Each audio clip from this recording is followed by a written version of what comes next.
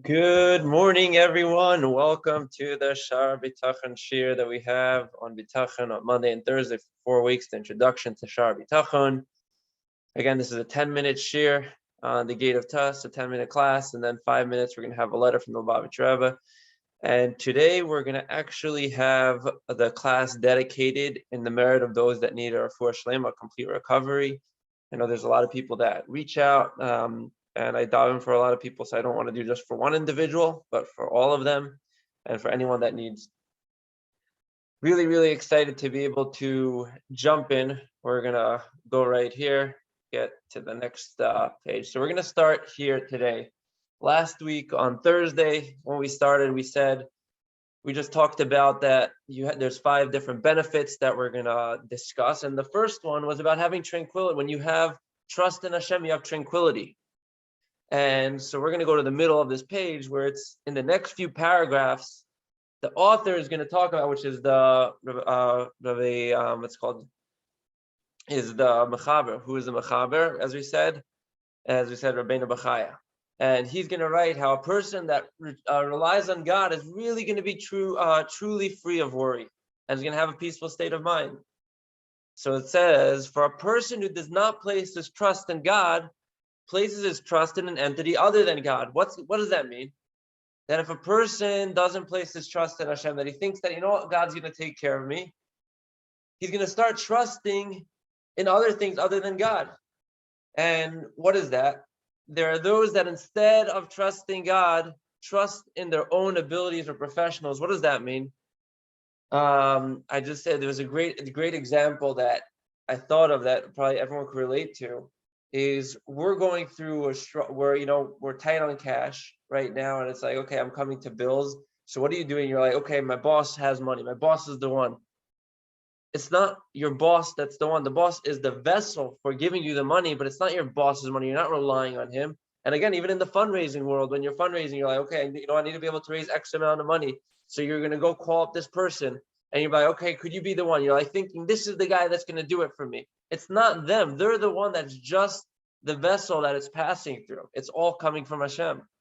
And so just have to remind ourselves about that. Again, these are pieces of inspiration for us in the morning of everything. You go to a doctor, hopefully he's going to be the one that heals. He's not, he's just the vessel. It's the one, Hashem's the one that heals us. Now, what does it say? And it says, and if a person places his trust in something other than God, then God removes his divine providence from him and leaves him in the hands of the entity which he placed himself, which that is going to be something that we're going to have to really understand. And what does that mean? Just to let us get a little bit of an understanding of divine providence. Everything in this world is divine providence, that Hashem was the one that created, that made it happen. And how does it work if someone says, I'm not going to place my trust in Hashem, that he's not going to, that all of a sudden that divine providence is going to leave him? Because we just said that everything that happens in this world is divine providence. So someone that doesn't believe and says, you know what, I'm believing that it's my own strength that's doing it. You know what? Thank God, I'm the strongest guy out there. I know I'm able to do it. I have my own capabilities. So what happens with that is really there's 2 levels of divine providence.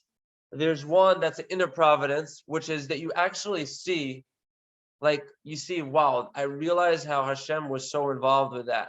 How that was really that wasn't me. And then there is the external providence, which is the lower level, which is really concealed. And that is that you don't see that it has a stamp of God on it. You think that it's myself that did it. Wow, you know what? I was able to, I was the one that was able to pull off this massive business deal. It was me that did it. Or you have someone else that did it. You just see the steps of, wow, you know what? I did this and I was the one that won the lotto. I did, all these things are myself or another person. You're taking out that step of God in it. Then what happens? Then you're really also relying on the natural causes of things to happen. And by that, what we're saying, it was actually very fascinating. I heard this in another class on Bitachon, and I just was when we were in the middle of the pandemic, and it was Andrew Cuomo. We were saying how it's not God, it's you. You're the people are the ones that are going to flatten the curve. And it's not about denouncing. Obviously, we're involved in the people. We have to do our share and our part. But no, God is the one that runs this world. Everything is about God. Everything is understanding that Hashem is the one that created the world in this way and how things are supposed to be happening. And we just have to realize that everything has a stamp of God on it. And if we realize that, obviously we have to make a keli, we have to make a vessel, but it's knowing that where it's coming from. And I also heard one more thing, which was just fascinating, which I loved, was someone said, a teacher said to students, I want you guys to come and give an example the next day of what is something that's divine providence.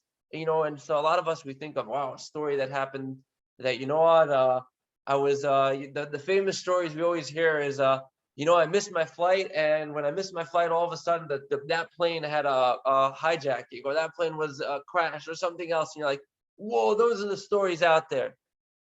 And everyone's always waiting for those type of stories. And really, there's another type of story that's divine providence. You know what I saw just down the block just now? I saw a car driving by. That is divine providence. Every single thing that happens here is divine providence in this world. And if we recognize that and realize that why outside right now there are deer walking by, that God made it that it's happening that way, then all of a sudden it's going to change our way of seeing everything and realize that this is the stamp of God, and every single thing has a cause and effect that Hashem is doing. And again, we talked about the first class, that God's our Father. He wants the best for us. He wants the best for everything in the world. So that's what's going to be happening, is it's a cause and effect and not us doing it. It's Hashem that's the one that's doing it. And it says over here, I love this, was, if a person does not need God, your destiny will be in that which you place your trust. So guys, remember that. That's a very, very important piece. And here we go on a little further. And the person who places his trust in something other than God will be like the one regarding whom it says, this is in Yirmiyahu, for my people have committed two evils. Okay, he's going to talk about two challenges. One is they've forsaken me, which is the spring of living waters, which God, we know he's the source of all blessings.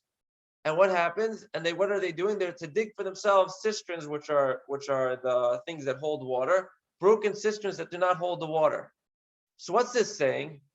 That if a person is going to place his trust in things other than God, you're totally forgetting where the source of the water is coming from. Guys, why are you trying to say, go run over to a person that's bringing a bucket of water that's kind of broken, it's like barely falling, it's cracked, and there's some pebbles inside of it and everything, and right next door, you have next to you a beautiful spring of water. And that's exactly what it's about with Bitachon, is remembering that Hashem is the one where all the source of the blessing comes from, everything. And if we remember that, we're not going to start relying on other things, which are really just the broken vessels that we're trying to grab. Oh, wow, this guy has it. He's the doctor that's going to tell me what to do. This is the answer. No, recognizing where it comes from. And then it says in the thing, and the verse says that this is in the time of the Chet HaEgel, which was the sin of the golden calf, when the Jews relied on a golden calf because they were waiting for Moshe, their leader, to come down from Shemayim, from heaven, after the giving of the Torah. So what does it say? They exchanged their glory for the likeness of an ox eating grass. What does that mean? That they forsake Hashem. They said, you know what? We're going to run after this golden calf. This is going to be the answer to us. This is the answer to everything. And they forgot about God. God is the one running the world. And that is a really, really important piece, which we have to remember, is that our job, our real job in this world, is that we have to rely on Hashem and not rely on other things. Now, again, we have to make the keli, we have to make the vessel for it. And if we don't remember that, that's our job. Our job is to know that this person is the intermediary. And you could say thank you to a boss for giving you your paycheck. You could thank someone for closing that business deal. For sure, that's the proper thing to do. But it doesn't. But you have to remember where the source is coming from, where the springs are coming from, where it's coming from, the well springs. And I love this point where it really says, you have two paths in front of you. You could either choose anxiety or you can choose tranquility. What's the tranquility? We said at first, Bitachon is tranquility. Choose the tranquility path. Why? It's sometimes it might be harder, it might seem like, oh no, I'm relying on Hashem, and I should rather rely on this person. But really, what it does is it opens us up. It really, really opens us up for the blessings of what we call the long but short road. Is at first it might seem a little more challenging. How can I do this? It's harder and harder. It's kind of like when you're like a muscle, you're working out. It's painful to do. It's painful to do those reps. But you know what happens? You do them anyways. And you know what? After, you feel so good. And so that's the thing, guys. You choose tranquility, choose bitachon. And now we're going to go on to, for today, the blessing. Sorry, not blessing. We're doing greetings and blessings. This is the letter from the Rebbe from the 1st of Shvat, 1958. Just now, I received your letter of the 23rd of Teves. And it's the eve of the anniversary of the passing of the Alter Rebbe, the author of the Tanya and the Shulchan Aruch, in which you write of your present condition. So this is the first Chabad Rebbe, was the Alter Rebbe. And so this is on the date when he passed his yard site, right around that time. You have no doubt heard in the teaching of the Rebbe Marash, the grandfather of my revered father-in-law, the Rebbe Rayatz.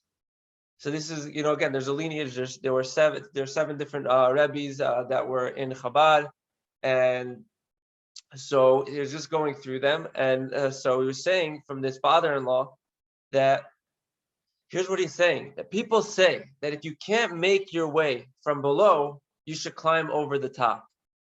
But I hold that right from the outset, you should leap over the top.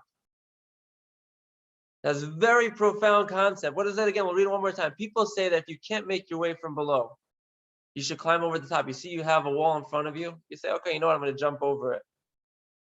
But you couldn't get through the regular way. But I hold from the outset, you should have leaped over the object. Not even try, okay, like I see a challenge in front of me and, you're struggling. No, from the beginning, when you know something's coming, just boom, you jump over. Now, this approach applies to the present subject. Obviously, the person was going through challenges in health. At first sight, it would appear that manifest joy should wait until one's health improves in actual fact. You mean you shouldn't be happy until you're actually feeling better. However, in the spirit of the above teaching, which we talked about before, that you have to just from the beginning, you should jump over, it could be suggested that rejoicing over this improvement should be advanced ahead of time, even though this improvement is not yet manifest. Even though the person's not healthy yet, the person still needs to recover. He's saying, no, be happy because it's going to happen. And here's what it says. Indeed, this itself will hasten the process, as has been repeatedly cited in the name of the earlier Rebbeim of Chabad, I love this line: think positively and things will be positive. And it's in Yiddish, tracht gut, vet sein gut. And how much more does this assurance apply when one translates positive thoughts into joyful words and joyful actions? This is especially relevant to yourself, whose skills equip you to influence many people in this direction. And the reward of those who gladden people's heart is well known, with blessings for good news.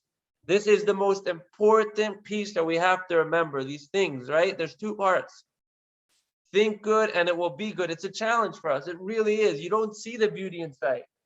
And I'm going to tell you one thing that happened with myself, a personal story.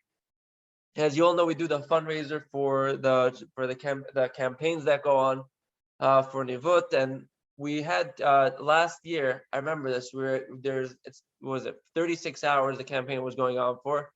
And in the middle of it, you want to see the momentum happening throughout the time. And all of a sudden, at one point, for half an hour, like there was no donations coming in. And you just want to see again every few minutes, another donation. And all of a sudden, I'm like, this is getting me very frustrated inside. Calling people, reaching out, and it's like it's just not happening. It's not going, and the clock's the clock's moving, and the money's not going up because you really this is part of the work that you're putting in.